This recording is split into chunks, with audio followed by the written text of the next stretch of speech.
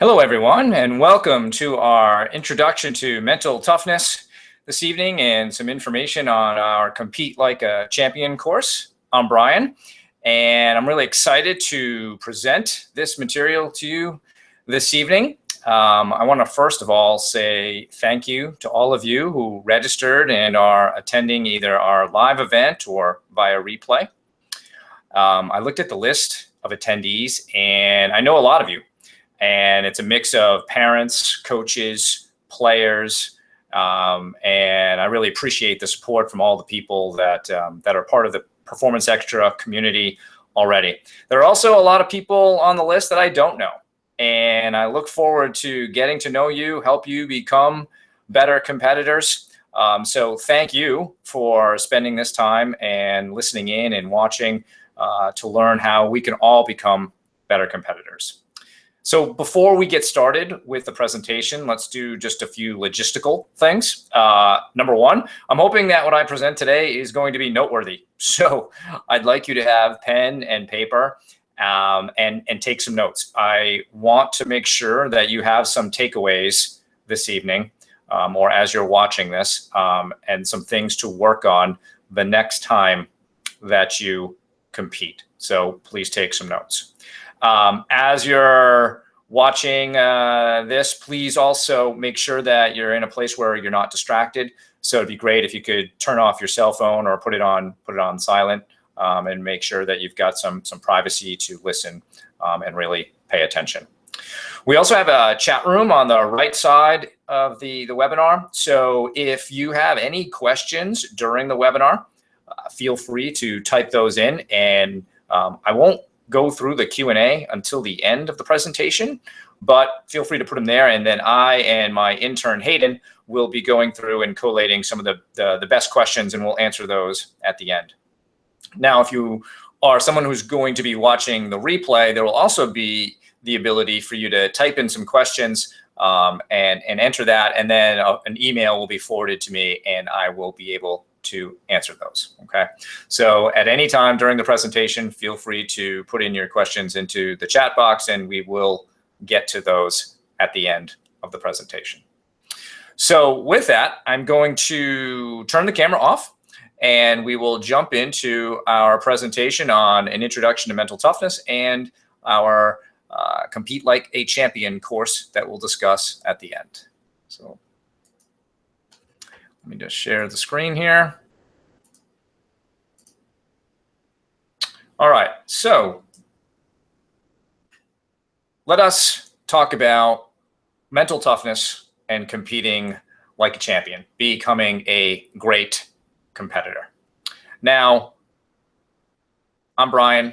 I'm the host of this. I've been doing this type of mental toughness training or mental skills training for several years now, and truly excited to be bringing this material to all of you. I hope that you find it valuable, because I think mental toughness training or mental skills training or competitive skills training, whatever you want to call it, is extremely important to becoming a better competitor. So why is that? Why do you think that is? Well, if you think about performance in sports, a lot of it's mental, right? If you ask a lot of elite athletes, they'll say anywhere between 80 to 90 and maybe more. I actually like the quote from Yogi Berra, the former baseball catcher, played for the Yankees for many years, Hall of Famer. And, he was also famous for saying goofy things that kind of made sense. And one of the things that he said about baseball is 90% mental and the other half is physical. So Yogi's math isn't so good there, but we get the point, right? That baseball, like other sports, is very, very mental. So I'm sure if you're thinking about your sport, whether you be a coach, parent, or player, it's very mental. So think about when you have two athletes who are very close in ability, very close in physical ability and talent. What's really going to make the difference when those two athletes or those two teams compete? It's going to be a lot of these mental and competitive skills, right?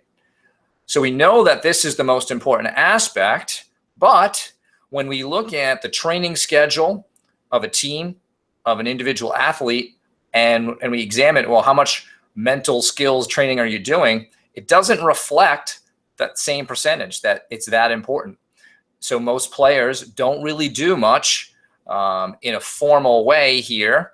And what happens is that they can still get good. They might learn some of this stuff on their own, but you can become a better competitor. You can become a champion faster by intentionally training these things. And that's going to help you play with confidence, succeed more under pressure. And even a big part of the Performance Extra program is learning to love your sport more, really training that motivation and understanding why you do this. So why am I doing this, right? Why did I get into helping athletes with this? So I feel like it's a personal mission. I feel like this is something that, in terms of my life, is a way for me to contribute to others. And so I really want to help other athletes achieve success and satisfaction in sport. That gives me personally so much satisfaction, and the idea or the ability to meet great athletes and parents and coaches and be associated with them has completely enriched my life. And that's why I do this. And that's why I want to open up this training tonight to all of you, as well as discuss the course that I'm going to run beginning in September for 10 weeks. I also do this because I know that it worked for me. And if it worked for me, I know it can work for you. So, when I went through this process, there really wasn't much of a system to it. I was just kind of researching things and putting together my own program. And, it's a little bit different, or what I went through is a lot different than what I'm going to show all of you. It was very much random, but now it's a system, and it's a system that I use today to perform.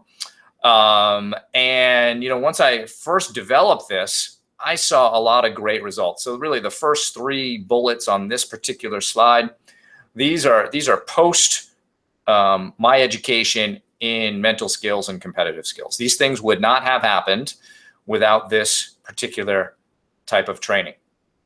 And I think that's important to note. It's not that I wasn't a good tennis player, a good competitor beforehand. I'd been competing since I was 10 years old, but there's a marked difference after I started doing this training around the ages of 33, 34, 35. So if I can do that, you can too. And so when I did that, I asked myself, well, why did I need to go out and learn all this stuff on my own?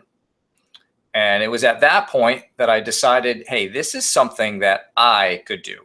I could teach people how to do this. And I wanted to make sure that it was done in a progressive, systematic way. And that's what I'm presenting to you this evening. And hopefully we'll be able to get the opportunity to do so for a longer period of time.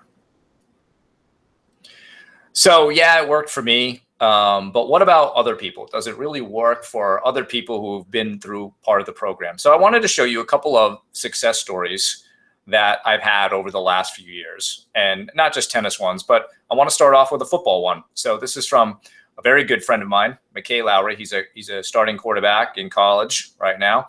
And we first met when he was in high school. He was going to be a rising senior. And McKay was very nice enough to write me a testimonial, a success story about how our work together impacted him. And so I've bolded a piece I want to read to you. As much as my physical training regimen and conditioning allowed me to find success this year in the football field, the hours I logged with Performance Extra have been equally, if not more, important. What I like about that quote is McKay's recognition that training the mental side of the game is extremely important. And if you think about a quarterback in football, it's one of the most mental positions that we have in all sports. There's a lot of recognition of what's going on the other side of the ball. There's leadership involved. So everyone is looking to the quarterback in terms of how they react, the plays they call, the confidence they have.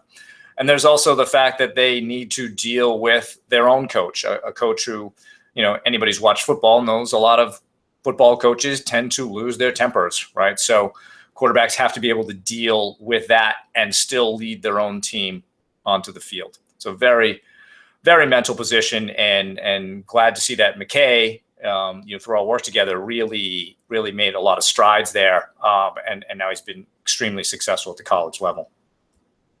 Now, our next success story is from the parent of a top-ranked tennis player. And certainly tennis is a sport that is also very mental. What it has in common with football is that points and plays are very similar, right? We play a point and we stop. We play another point and we stop. And the difficulty about tennis, especially in singles, is once that point is over, it's like an invitation to judge yourself. Am I a good player? Was that a good shot? Was that a bad shot? Am I a bad player? And it become very difficult to deal with that, all the winning and losing all of those points on the way to playing a full match. So this is a parent of a top-ranked tennis player, somebody who had been struggling a little bit, a ton of talent, but just struggling a little with her mental game. And so she said, our daughter is a new player after her time working with Brian. After a long season of both mental and intellectual struggles, we sought his help and quickly saw significant progress in her management of both the emotional and tactical elements of the game. She has taken more control of her game and routines, allowing her to be more confident, independent. Now, there is one common thread between McKay and this player. They both did the work, and that's really key as we discuss things this evening. A lot of what I'm going to tell you, you're going to listen and say, oh, that makes a lot of sense, right? Intuitively, it does make a lot of sense. But you can't let it stop there. You have to turn it into action. You have to do the work that it takes to build these competitive skills. And that's what both of these athletes did, and they saw success. And that's what I'm going to ask you to do based on what we discussed tonight, that you get some takeaways and you actually go practice this. It will begin to make a big difference for you. So how does this system work? As I mentioned earlier, when I first did it for myself, there really was no system. It was just kind of just random things that I started to put into my own game. And sort of by trial and error, I learned a lot of different things. But now that it is a system, it's pretty simple, right? I teach you various skills from the basics and then adding a little bit of complexity to that. So you learn these skills. The key piece is this middle one. You've got to practice them. You've got to practice. And when I say get feedback, that's from yourself as well as me. You want to do some self-evaluation, see how things are feeling, how it's going, and then we discuss. And then we simply repeat until we make these skills into habits, into strengths. And mental training, it's not something that takes hours per day to do. It's really minutes, whether that be 5, 10, 15 minutes. We're really operating on the compound effect, which is a great book by Darren Hardy, who's the publisher and editor of Success Magazine. But it really works like compound interest. You do a little bit every day, and eventually it starts to add up to a lot of success for you. And once you have started to see that compound effect come true, that's when you start competing like a champion. So that's how the whole system works. So with that, I want to get started on our introduction to mental toughness. So where we begin is, what do we typically want as athletes from sports? And so I came up with a list of things that I've heard over the years from different athletes about what they want out of whatever their sport is, right? They may want to win more. Maybe they take that down a level and say, well, I just want to play well more often. Perhaps it's about feeling more confident and successful or being happy.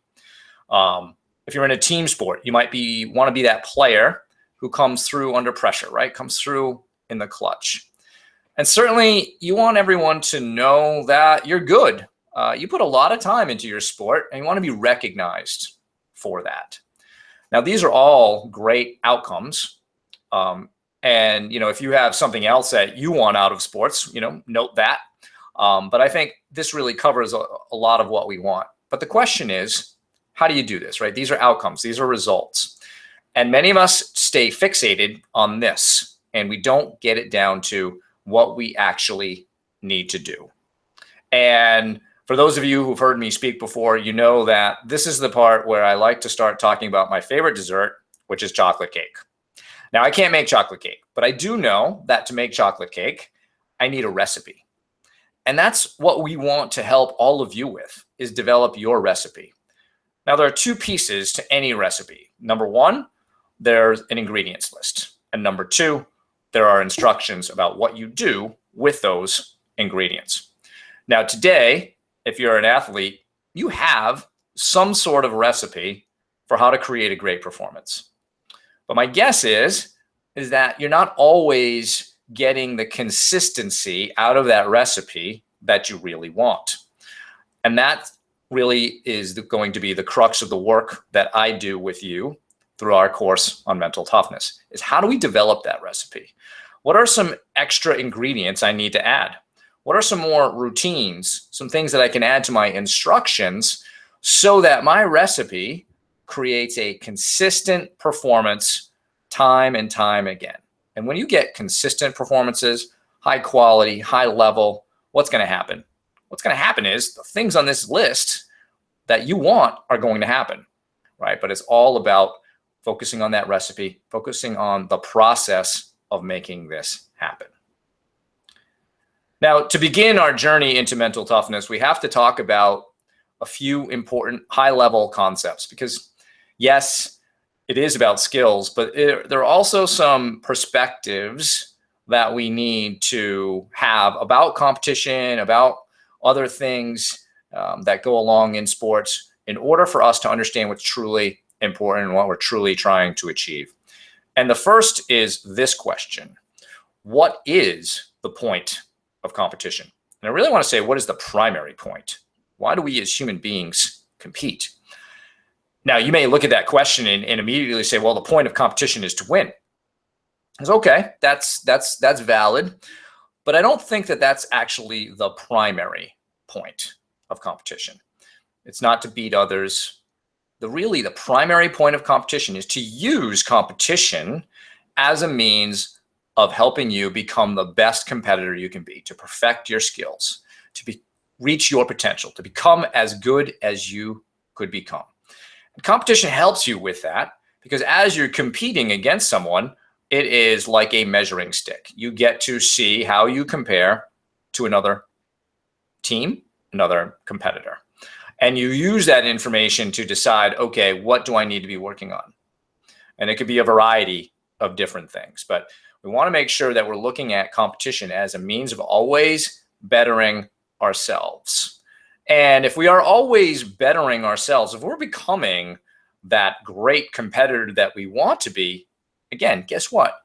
Winning and the results take care of themselves. Now, when we make competition all about winning, that can be a little bit dangerous. Now, we see this in a sport like tennis a lot, where players are often asked to be the line judges, right? Oftentimes there's no umpires or referees or anything like that there. So, really an honor code there. And so the player who is really more focused on win at all costs, well, they may start to act a little bit unethically. They may start to make bad calls or do other things, other intimidating behavior that reflects perhaps not as a respectful of an attitude as we'd like to see in our sport. So we want to make sure that, our behavior, our core values of who we are as people, are not corrupted by this idea of win at all costs. Okay. If we focus more on being the best that we can be, the winning will take care of itself. Okay. So the primary point of competition is to improve our skills, perfect our skills, to reach our full potential. Now, the next high-level perspective that we have to deal with is the idea of failure and mistakes. And I like to use Thomas Edison here as an example for that, and the question, how many attempts were made to invent the light bulb? Now, I don't know that there's an exact answer there. I think people estimate somewhere between 1,000 and 10,000. But we do know one answer that it wasn't. And it wasn't one time, right? It wasn't that Edison or someone on his team woke up one morning, had the designs to the light bulb, and just went and made it, and it worked, right? There were many failures along the way. But what happened with each failure? Well, with each failure, they learned something. Perhaps what they just tried was completely wrong. and they need to go back and redo something. Perhaps they got a little bit closer to the answer. So we want to make sure that we as athletes are doing the same thing, whether it's within a competition and we're making some mistake. Can we learn from that? Can we make some adjustments? Or is it after, when we've had maybe not a great performance or our team lost? And just because we lost doesn't mean we didn't play well, right? We could have played well. We want to be able to look back at that loss or that bad performance and understand, okay, how can we be better? But what happens today with athletes, many of them, is they get very emotional about mistakes, about failure.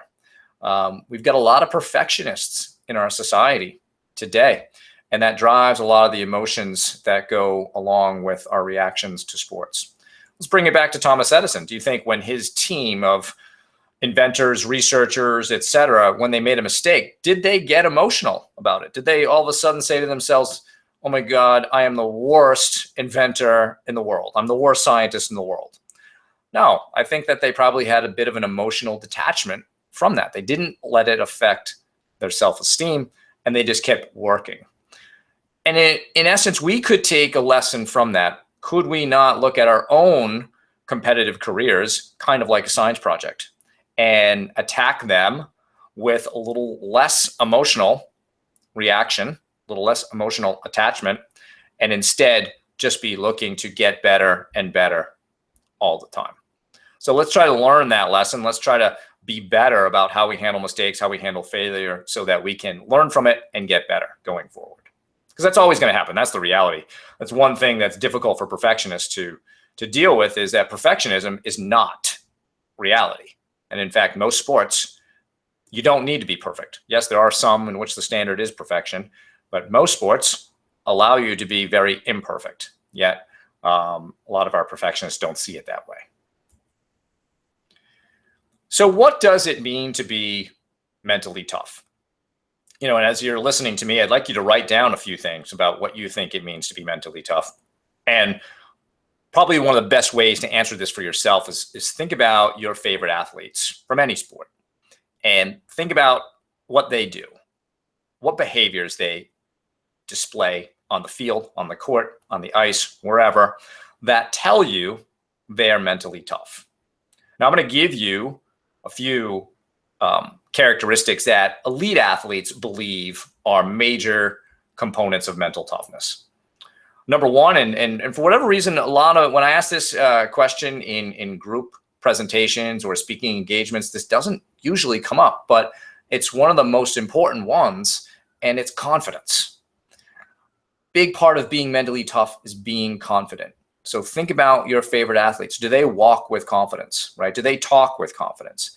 How are they conducting themselves? It's almost always with confidence.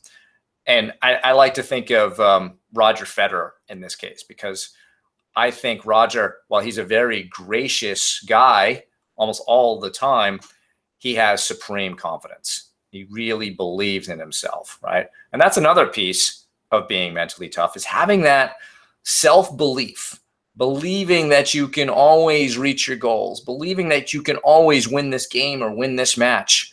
Even if it's completely irrational, that's okay. You've got to have that self-belief, right? So we want to make sure that confidence and self-belief are two major parts of your mental toughness recipe. There's also the idea of focus. Focus is in the top 3 for elite athletes in terms of what goes into mental toughness. And it's really about the ability to be fully focused on your performance, to be fully focused in the moment, not in the past, not in the future, right there in the moment. Nothing else is going on around me. That's the kind of full focus that we want to have. And then I'd say the last thing, and this usually comes up in my group presentations, is your emotional control, your ability to handle adversity, to be calm and confident in the face of that, and to continue to compete and try. So yes, emotional control and adversity, handling adversity, are very, very important. Now, I'm sure most of you have heard about, being in the zone. You've probably been in the zone. And so I want to talk about what that is, right? The zone is it's a very special place for us athletes in other psychology literature, it's often referred to as being in a flow state. And that's really kind of what it feels like, right? So as we're talking about this, think about to yourself, when I've been in the zone, what does it feel like? What does your body felt like? What goes through your mind? What are some of the thoughts there? What are some of the emotions that you're experiencing? How are you able to, if you play a team sport, relate to your teammates? If you're playing an individual sport, how does your game feel? What's really happening there, right? This is an important discussion because we want to get in the zone, right? We all talk about how blissful of a place that is, but unfortunately, our trips to the zone tend to be kind of random. We don't have a great recipe for how to get there. And that's what we want to start working on tonight. So let's examine a little bit more about what it feels like to be in the zone. So this is from a research study done by Dr. Jim Loehr, and he asked a group of elite athletes essentially the same thing I just asked you. What does it feel like to be in the zone? And these were the most common answers. So starting with how we feel physically relaxed. Our muscles feel loose. Mentally calm, to me, that means that our self-talk, we're not really talking to ourselves, right? We're kind of just on automatic from a brain perspective, just happening. So we're not anxious about anything, right? We're not worried when we're out there. We're also experiencing good energy. So even though we're physically relaxed and we're loose, our energy is high, but it's not too high. It's not overhyped. It's not to the point where we can't control our muscles. It's in a perfect place. We're also very optimistic. So for me, optimistic goes back to that self-belief piece of mental toughness, where you always believe in good outcomes, always believe you can win, always believe your team can win, or you can achieve your goals. So when we're in the zone, we're very optimistic about how we're going to do.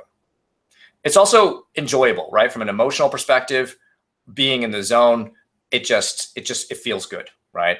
It's maybe a little bit different than having fun, but it's enjoyable. And I think that's a key part of being in the zone. It also feels effortless and automatic, right? So if you thought about your performance and how it's really going, it's just flowing, right? It doesn't feel like work. It almost doesn't feel like you're putting a ton of effort. It's just happening for you. And from a mental perspective, we're very alert and we're very focused. It's almost like we've got blinders on, we've got tunnel vision. Nothing around us can distract us. And so our focus, it's perfect. And then lastly, we're confident, we're in control. We're the ones driving what's happening out on the court, on the field. And so our confidence is supremely high. Now, I want you to remember these things. This might be a good time to take some notes on how it feels, because if this is where we want to be, then we need to start figuring out how we get here. And these are going to be your takeaways for this evening about the ways to make yourself feel like this. Because in essence, our definition of mental toughness now surrounds being in the zone. So here's our new definition of mental toughness. This is another thing to take a note on. It is the ability to create and sustain being in the zone. And you do that by taking control of your thoughts and actions. Now, we'll talk a little bit of what that means, what things you're actually going to take control of. But I want to stop here and see if this makes sense with all of you. So let me give you an example. Let's use an example of, say, a tennis player who hits a shot out. Maybe it was an easy shot. At that moment, they have a decision to make in terms of how to react. Do they react by getting upset and talking negatively to themselves? Well, if they do that, what happens to what's going on in the zone? Well, are they physically relaxed anymore? Probably not. Are they mentally calm? I don't think so. Now their self-talk is going to start to ramp up, and there's going to be a lot more chatter going on in there.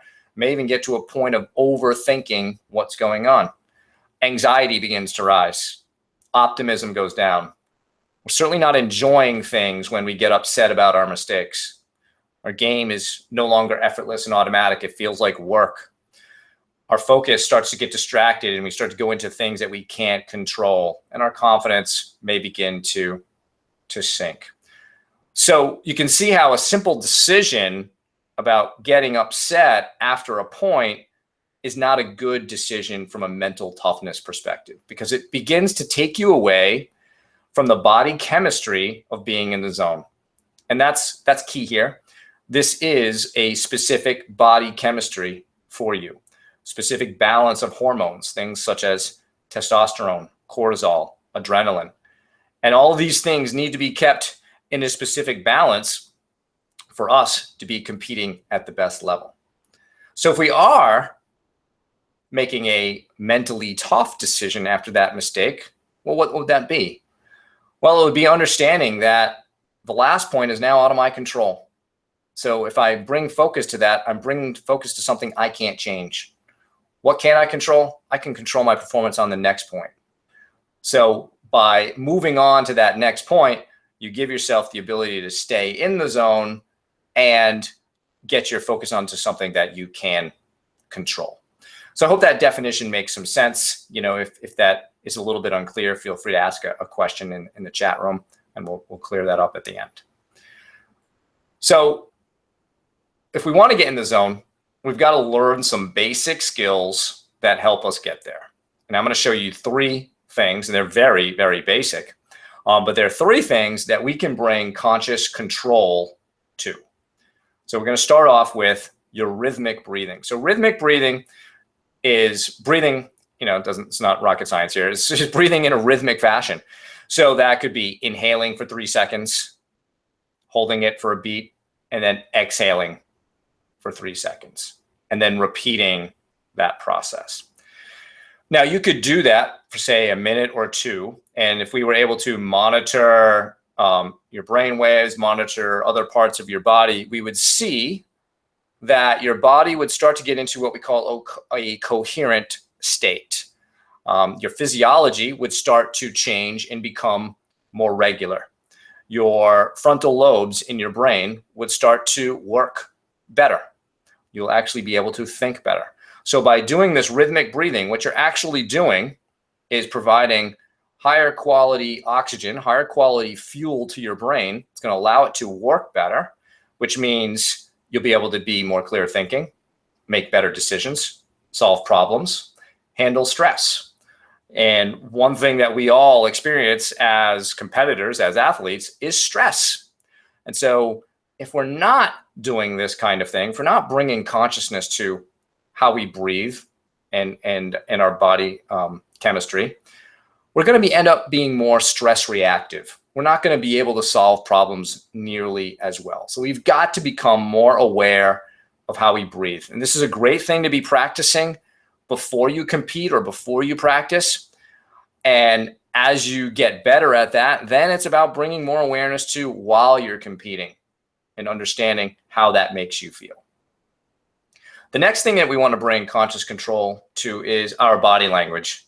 And it's no mistake that I have Rafael Nadal here on our slide, because he's often showing great body language. And I will often show a video of Rafa from 2006, a couple of points that he played back in the Italian Open versus Roger Federer that I think are 2 of the best examples of body language. And one came while he was losing, and the other was really near the end of the match when it was tied.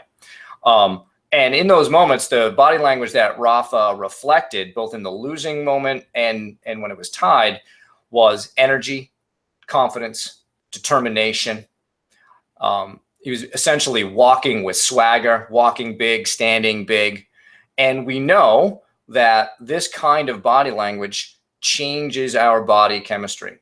If you've ever seen the TED Talk by Harvard Business School professor Amy Cuddy, she discusses the very specific stress hormones that are affected by one's body language. And she breaks it into poses that reflect power and poses that reflect low power. And the discussion is around how it affects testosterone and cortisol being a stress hormone that can essentially turn off our decision-making, make us more stress reactive, make us tighter in our muscles, versus testosterone, which is going to help us compete better.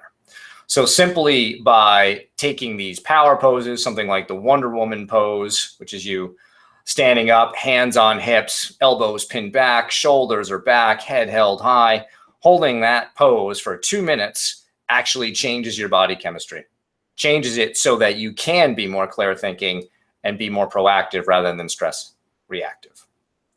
So those are two things that this week I want you to really pay conscious control or bring conscious control to. Now, the last one here on the slide is self-talk. This one can be a little bit harder depending on you and your own personality or how your self-talk is. And I like to ask people about their self-talk as if it were another person. So, how would you characterize your self-talk? Is it like your friend? Is it a positive coach or a mentor? Or is it a critic? Is it your enemy? Is it someone who is simply trying to tear you down? And we obviously don't want the latter, right? We want it to be someone who is your friend, someone who is there to help you. Because when your self-talk is trying to tear you down or is a critic, you, in essence, are almost like a house divided, and you need to be united for you to become a great competitor. And I know that some people have this notion that their critical self-talk is necessary to push them to be their best. And I actually completely disagree with that. I think when it's all about becoming your best, it's got to be almost like all hands on board. We've all got to be going toward the same mission there. So if you can get good at the first two things here, the rhythmic breathing and your body language, very often your self-talk will come along for the ride. But certainly self-talk is something that we want to get to a place where it's encouraging, supportive, motivating, helps you be more determined. If you do, for some reason, have some negative emotions that occur, that you channel that into being more motivated and intense rather than channeling it into feeling bad about who you are as a person or lowering your confidence, okay? So these are our three major takeaways from our introduction to mental toughness today, all right? So you're going to pay more attention to how you breathe. You're going to be working on your body language. So I encourage all of you to look up Amy Cuddy TED Talk and watch that. It's about 20 minutes. And then you're going to be looking to slowly change your self-talk. If you are someone who is a little bit critical, change it to encouraging, supportive, motivating, determined, okay? Now, being mentally tough, this is tough, right? I mean, it sounds funny, but I think mental toughness is tough because it's asking you to make tough decisions. And that's what I'm trying to show in this slide here, really, because there are really two extremes that we're dealing with. And most people are actually in this top scenario of where they are being controlled by whatever is going on around them. So let's say you're an athlete and you're playing well that day, right? Things are going fine, everything is good. Well, then your breathing, your body language, and your self-talk, they're probably gonna be fine, right? No issues whatsoever. But let's say you're not playing well, or your team is losing or you're losing. How do you start to react to that? Well, you may not be paying much attention to your breathing, your body language, your self-talk. And so those things, how you do with that starts to go down, okay? And so in this top scenario, we're not really in control of ourselves. It's whatever is going on around us that drives our emotional reactions that then drive how we breathe, how we walk, how we talk. And we don't want to be there, right? I think we would all agree that we'd rather be in control of our lives. So what does that mean? That means that regardless of what's going on around you, that you are consciously controlling how you breathe. You're consciously controlling the image that you're projecting with your body language, and that you are talking to yourself in a way that reflects you understand what it is, what you're trying to achieve. And even if you're not playing well that day, but you're acting in this particular way, you're going to have a better chance of increasing your level of play. You're going to have a better chance of handling distractions and being fully focused. Much less of a chance in that top scenario, right? But this all starts with the decision to take control of these things. And that's a hard decision. If anything, this slide really would be better served to almost be like a scale or a continuum, right? And this bottom scenario looks really easy, but it's hard to get to. But that's what we're striving to do. We want to be the type of athletes who can fully take control of what's going on with ourselves and then with our performance. Now, additionally, we've got to understand what we need to focus on. And that's why I want to talk about this idea of broad and narrow focus. So regardless of your sport, when you go out onto the court, the ice, the field, the goal is to win. Now, like I said in our first slide, unfortunately, a lot of people, that's where they stay. It's all about winning. And what does that end up doing? It ends up putting a lot of pressure on us as athletes. And that pressure can change our body chemistry, change it away from being in the zone. So what do we need to do? We need to narrow our focus down to something we can control. Now, in most sports, we have these little moments like we do in football, tennis, baseball, where we've got points, plays, pitches, or at-bats, where we do something and we stop, and then we do something and we stop. So there are little discrete moments of time where we're able to focus and then reset ourselves and focus. Now, sports like soccer, hockey, lacrosse, where there's a little bit more flow, some of those breaks are not as predictable, right? But that doesn't mean we can't still bring this concept there. Because really the basis of all of our recipe for great performance is understanding what's going on in this slide. Of course, we all want to win. That's our major motivation. That is the mission. The mission is to win this game, this match, whatever it is. But it's about how you do it. So really the secret is to play as well as you can in this discrete moment. So let's use a tennis example. Play as well as you can on a point, right? Play a high quality point. And when it's over, immediately reset yourself, forget about that last point, and transfer your focus to the next one. And then in the next point, you do the same thing. You play at a high level, high quality point. When it's over, boom, reset. The idea is not to look back and get emotional about the past. It's not to look forward and get nervous about what may happen in the future. Now, this is a difficult concept because sometimes I'll hear from a parent and say, well, my son or daughter, they're really competitive. They just want to win every point. I mean, and that sounds good, but that actually is completely wrong. That's not the mission. The mission is to win the match or to win the game. What does winning every point have to do with that? And as I said earlier, in most sports, you don't have to be perfect.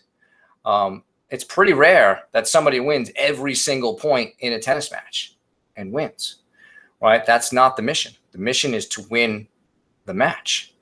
And trying to believe that you could actually win every single point is not realistic. So not only is it not really competitive and it doesn't understand the mission, it's actually dealing with something that's completely unrealistic. So we've got to understand the mission and we've got to understand how we get there. And that's through quality play and then using your focus to reset and bring that quality play to the next moment. That's what being a real competitor is all about. It's understanding the true mission that we're trying to achieve while we're out there. So hopefully that's clear. So let's wrap up just our introduction here and then give you some takeaways, and then we'll discuss the upcoming course that I'm going to be teaching beginning in September. So we redefined mental toughness. We talked about some of the major components, characteristics of mental toughness, such as confidence, self-belief, focus. And our new definition of mental toughness is your ability to create and sustain being in the zone. And you're going to be doing that by taking control of your thoughts and actions. Now, the thoughts and actions that you're going to take control over are your breathing, doing that in a rhythmic fashion, your body language, being very powerful, showing confidence, showing determination, and then working on your self-talk to get it to be encouraging, supportive, motivating, and determined. So those are the thoughts and actions that will lead you to get back into the zone. So your takeaway from tonight's session, whatever you're doing this week in practice or in competition, I want you to try to bring more consciousness to your breath, more consciousness to the image you're projecting with your body language and how you talk to yourself. Now, I'm not expecting that you'll be 100% perfect at this in a day or two. All I'm asking you to do is see if you can raise your awareness a little bit. Maybe it's 10% of the time. Maybe you get up to 50% of the time. But chances are you're going to space out on this, for a significant percentage of what you do. But the more you practice it, the higher and higher that percentage is going to go, the more awareness you're going to have, the closer and closer you're going to be to getting into the zone. Because what does getting into the zone really do for us? It makes us better competitors. And that's what this is all about, right? We can be great in practice, but do we know how to compete, right? So, if you look at maybe the different drills and things that you do in practice, that stuff's all great and it's necessary, but competing in itself is a skill, right? So I want to make sure that we get that we understand that competing is a skill, because you don't get into, say the Tennis Hall of Fame because you can hit a bunch of cones or you can rally for 1,000 shots. Unfortunately, that's not how we measure success in a sport like tennis. It's based on wins and losses. So we've got to learn how to do that, right? So I hope that you've come away from this introductory session with some valuable info on mental toughness. But know that this was just an intro. So for you to compete like a champion, there's much more to learn and practice. And that's what I want to teach you. I want you to compete like a champion. And to do that, you need to start training like a champion. So winning more often, playing well more consistently, that's something we all want. The question is how do you do that? So we begin to do that by intentionally training these 4 areas. We intentionally train your motivation, your focus, your emotional control, and of course, your physical energy. Now, most of us do a good job on training the physical aspects of our sport, but leave these other 3 areas to chance. However, it's those other 3 areas that are going to turn you into a champion. If you can commit yourself to this training, you'll be able to deal with the majority of issues that athletes face under pressure, such as handling nerves, low confidence, poor focus, and dealing with frustration. And that means you're going to perform well more often and be the winner that you want to be. So the next 10 sessions of this course are designed to help you become that champion is inside of you. You'll learn routines on and off the court or field that will help you be more calm and relaxed under pressure, have great confidence whenever you compete, be focused in the moment so that you can consistently perform well, and ultimately play better and better. That's the point. Doing all of these things will add up to you winning more often and reaching the goals that you have set for yourself. And you'll be amazed at how good this feels. So for each of the 10 sessions shown on the screen, there are assignments, right? There's work that goes along with this, and you'll need to complete these assignments and practice them. And for those of you who sign up for the course, we'll be setting up a folder in Google Drive where you can be submitting all of those assignments. So to get the most out of this course, I'm giving you that ability to submit your assignments to me so I can give you feedback and help you learn those concepts even better. And I strongly recommend that you take advantage of that opportunity. If you're truly motivated to be a great competitor, then I know you'll do that work. Okay. So normally, if I were to do this type of training in a one-on-one situation, it probably would cost about $2,500, and that's usually what I charge college teams to do this type of stuff. And in fact, the price of that is even going up. So, but because this is a group program and this is the first time I've ever done anything like this, I'm not going to charge $2,500. That's not what we're looking to do here, right? And so I could even probably charge $1,250, but that's not the point. I want a lot of people to get into this, right? So I want to make this extremely affordable. So what I'm going to do is I'm going to charge for these 10 sessions. I'm going to charge only $349 for those 10 sessions, and that's a bargain, right? That's basically $35 a session. Now I'm only going to offer that price until September 11th. So this course will begin on Sunday night, September 11th. It'll be similar to this format where you can tune in live or you can watch the replay. But this price is only available up until that point. Okay. So I want you to, if you think that sounds good, that's going to work for you, then I want you to act quickly. I will actually be putting up a offer here so that you can see if you're interested in getting started on this. You can click the sign up now button that is in the right hand side, and that will take you to a PayPal page, or where you can pay either via PayPal or credit card, so that you can get started on that program. Now, I'll also take this one step further. I will guarantee that if you purchase this, fully participate in the program, do all of the assignments, and practice the routines, that you will see improvement in your ability to compete. And if you don't see that, right, if you go through all this, I will give you your money back. So there's no risk whatsoever. But to qualify for that guarantee, you have to do the work, right? You have to submit all the assignments to me, so I know that you've done this and that you've been serious about that training, because that's the only way it's going to work, right? If you go back to our success stories, the common thread between those two athletes, they both did the work. So the question that you have to ask yourself is can you do that, right? Because if you can, this will work, and you'll have absolutely nothing to lose and everything to gain by purchasing this training or signing up for this course. So if you click on the sign up now button, a new window will open up in your browser. You can complete the purchase again, as I said, by credit card or PayPal, and you'll get an email from me with some membership credentials. And then later on, I will send you a brief survey so I can learn a little bit more about what you're looking for. And we can start to build that relationship. So as I said, the course will begin on September 11th. For those of you who sign up, I'm really looking forward to working with you on that. So with that, I want to say thank you for participating in this evening's webinar. Actually, I don't see any questions for us to discuss this evening. But if you have some, feel free to write them in now. But if we don't get any, then we can end our session.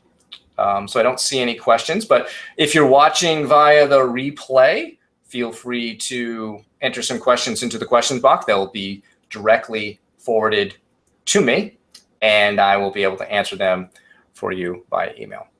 So once again, thank you for tuning in. I really appreciate the support this evening. I look forward to working with you, several of you, I hope, beginning September 11th for 10 weeks. It's going to be a great course. You're going to learn a lot, and you are definitely, if you do the work, going to become a great competitor. So with that, we'll end our session this evening. Thank you again, and I look forward to speaking with all of you sometime soon.